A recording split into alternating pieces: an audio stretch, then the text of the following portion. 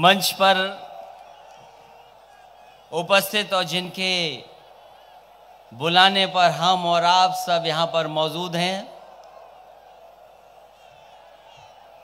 बंगाल की सबसे बड़ी नेता, यहाँ की मुख्यमंत्री आदरणीय ममता जी, मंच पर उपस्थित सभी दलों के हमारे सभी वरिष्ठ नेता, यहाँ पर उपस्थित बड़ी संख्या में आदरणीय बुजुर्ग, माताएं, बहनें, नौजवान साथी, पत्रकार साथियों, मैं सबसे पहले आदरणीय ममता दीदी जी को धन्यवाद और बधाई दूंगा कि इस ऐतिहासिक कार्यक्रम को करने का फैसला किया। मैं देख रहा हूं यहां से लेकर के आखिरी जगह तक, जहां तक नजर जा रही है, लोगों के सर ही सर दिखाई दे रहे हैं, कुछ और दूसरी चीज नजर नहीं आ रही है। जहां मंच पे इतने लोग बैठे हों जिन्होंने लगातार वो बात कही हैं, लगातार वो बातें बताई हैं कि आज हमारे और आपके अधिकारों को खतरा है। मैं बंगाल की धरती को नमन करता हूं। वैसे तो बंगाल मुझे आने का कई बार मौका मिला है, लेकिन आज जो मौका मिला है उसका उद्देश्य ही दूसरा है। और मैं ये कह सकता हूं, जो बात बंगाल से चलेगी वो देश में दिखाई देगी।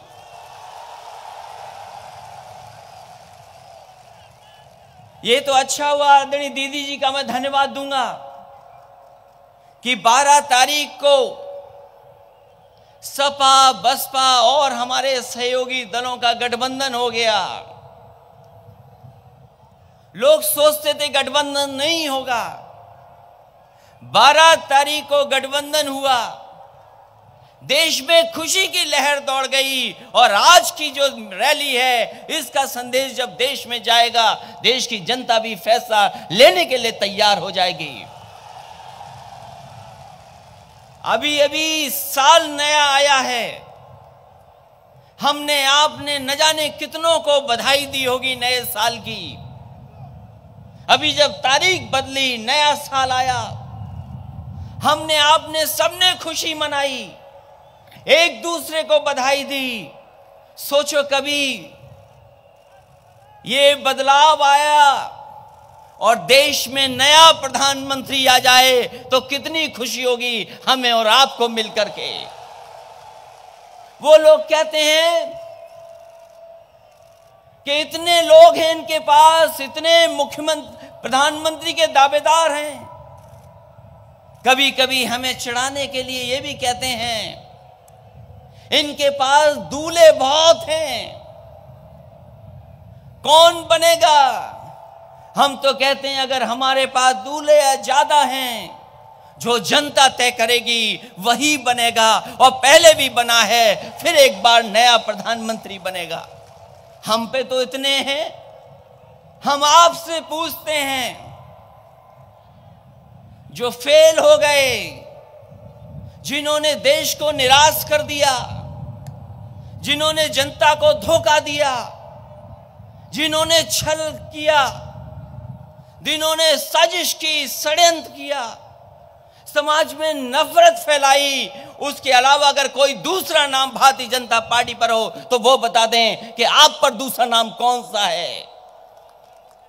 इस नाम ने निराश कर दिया है देश को। और फिर ये तो अभी कम दलों का गठबंधन है, अभी तो ज्यादा दलों का गठबंधन नहीं है। हमने तो आपसे सीखा है, आपने गठबंधन करके सरकार बनाई, तो हम लोगों ने भी ये देश की खूबसूरती को एक मंच पे ला करके एक खूबसूरत गुलदस्ता बनाने का काम किया है। अभी तो हम पे बहुत गुंजाइश है। आप पे 40 गठबंधन हैं। 40 गठबंधन के साथ साथ जैसे जैसे चुनाव करीब आ रहा है, आप और लोगों से भी गठबंधन कर रहे हो, सीबीआई से, ईडी से, लेकिन हम सबने मिलकर के जनता से गठबंधन कर लिया है और लोकतंत्र में जो जनता तय करती है वही फैसला होता है। इसलिए मैं आप सबसे आज के दिन, ऐतिहासिक दिन, आपसे अपील करने आया हूं कि उत्तर प्रदेश और पूरे देश ने मन बनाया है। अभी हमसे पहले तमिलनाडु के नेता बोल रहे थे, सोचो तमिलनाडु में खाता नहीं खुलेगा बीजेपी का, और सपा, बसपा, आरएलडी और हमारे सहयोगी दल मिल गए।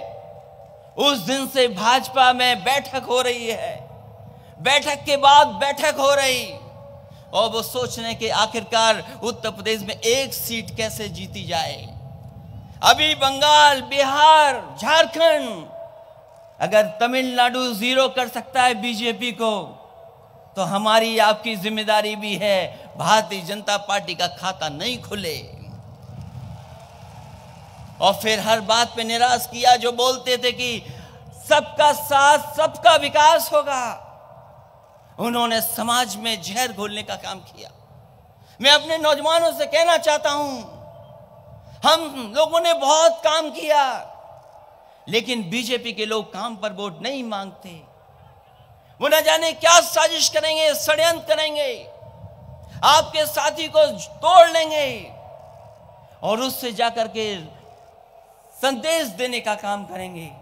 इसलिए मेरी अपील है आपसे कि इनकी साजिश में न फंस कर करके देश को बचाने का काम करना और अपनी पार्टी को मजबूत कर करके एक एक सांसद जिता करके भेजने का काम करना।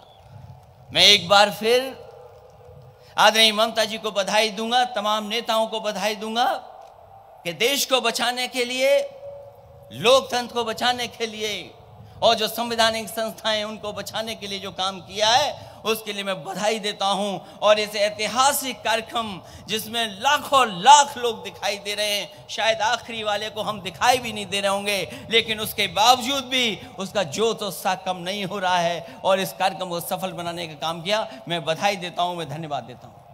వార్తావాణి న్యూస్ ఛానల్ ఎప్పటికప్పుడు రాజకీయ, సినీ విశేషాలు, స్పోర్ట్స్ మరియు సాంకేతిక పరమైన మరెన్నో విషయాలను మన ముందుకు తెస్తుంది. మరింత సమాచారం కొరకు వార్తావాణి న్యూస్ ఛానల్ ని సబ్స్క్రైబ్ చేయండి.